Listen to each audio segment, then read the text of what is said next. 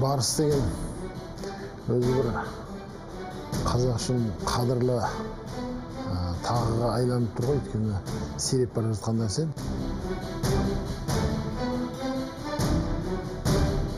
Өнер адамдарының қатысуы арқылы қазақ күресін, спортты, салауатты өмір салтын насихаттау. Менің де қатты еңбектен қойғандар болса, ұтатын шығар бізді. Егер де ұтылып не істеп жатсаң, онда басқа плакат дайын тұр, бізде басқа ақылат деген екінші тегір сайын алдырып жібереміз деймін.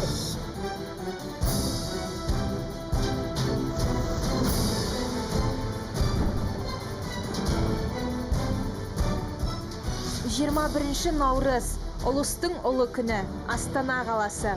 Хабар арнасында тікелей эфирде мега жоба.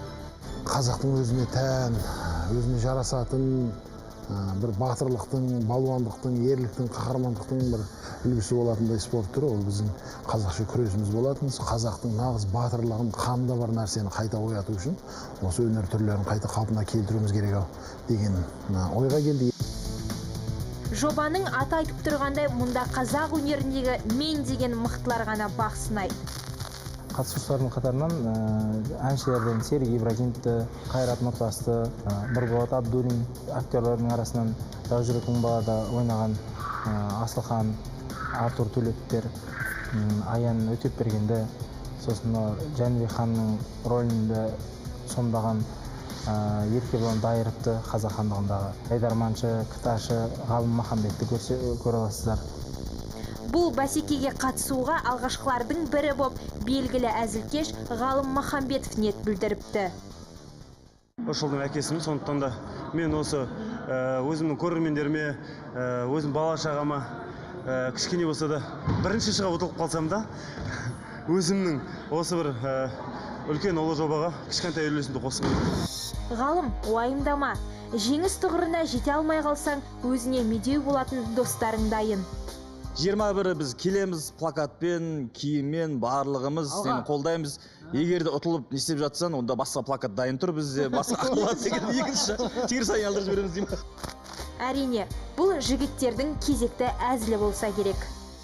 Бұл жоба басқа жобалардан өзгерек. Өнер әлемінің биігіндегі әншілер мен әзілкештер, ақындар мен актерлар боз кілемде белдеседі. Біз бүгін әзілкеш, әзіл әлемінің өкілі Ғалым Махамбеттің дайындығын көруге келдік. Дайындық қалай? Дайындық өзіңіз көріп тұрғандай өте тамаша. Күнне неше рет жаттығасыз? Күніге бір рет жаттықсақ, соның өзі бір үлкен ғанибет болып отыр ғой қазір. Я, 4 баланың әкесі тәуліктің 4 сағатын дайындыққа арнап, барынша бапталып жатыр. Дайындығы жақсы, мен өзім дайындап жатырмын. Ақылбек дайындап. Тренерім мен. Биден. Биде емес, бұл өнер барысы ғой бұл. Мен би өнер емес пенде. Жоқ, ішінде күреседі екен, қазақша күрес бар екен. Енді лақтырып жеңген кезде билемей ма? Соған дайындап. Мен соған. Күреске кім дайындап? Күреске басқа ағай дайындап.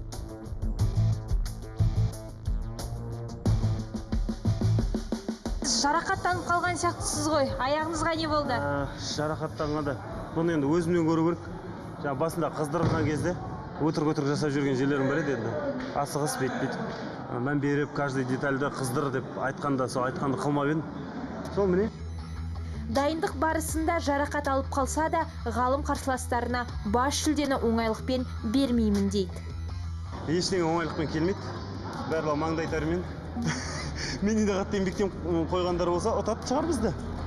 Ер жолдасы тәуекел деп белін бекем болған ғалымның бастамасын достары да бір ауыздан қолдап, ең белсенді жанкүйер боламыз деп уәде беріп отыр. Өнер барысына аралдықтар болып келгіміз келіп жатыр, інілері бар, достары бар, ағалары бар, барлығымыз қызықты болады деп ойлаймыз. Барлығын шақырамыз осы 21-іне. Егер де осы Астанада тұратын аралықтар болса, қызылордалықтар болса, келіңдер, біздің жігітте жанкүйер болайық. Я, нағыз өнер барысы 21 наурыз күні анықталады. Ендеше, бұрын соңды болмаған бірегей жобаға сіз де келіңіз.